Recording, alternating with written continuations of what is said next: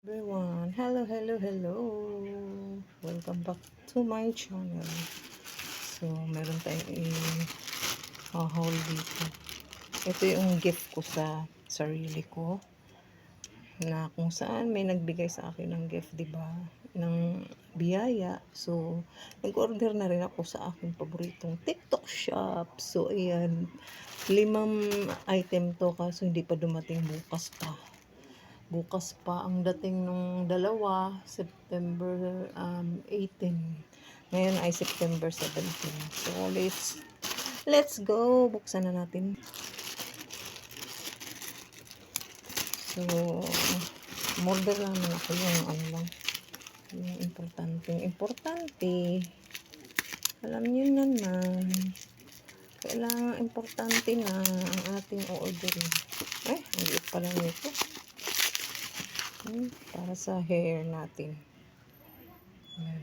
Subukan natin yan. Pala niya, oh. So, yan. Ito namang isa ay ito yung sorry. Ito yung nauso kasi ngayon. Magic Blusher. Tapos, pwede mo nang i-makeup. Pwede mo nang i-blush on nga. Tapos, lipstick. Ayan. Eyeshadow na. Pwede na rin. Diba? Try natin mamaya. Next naman. Ayan, umorder ulit ako nito. Ang cute kasi, ang ganda niya kasi hindi siya mainit. May stripe na akong kulay pula nito. So, ayan, blue naman ngayon. Chararan. Ang ganda kasi nito eh. Pambahay ba? Oo.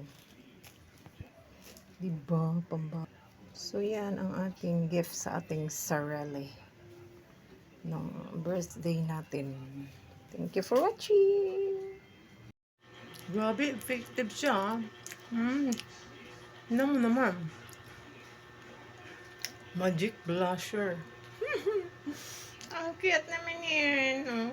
Diba? Ang ganda. Ganda nito. Bumili ka.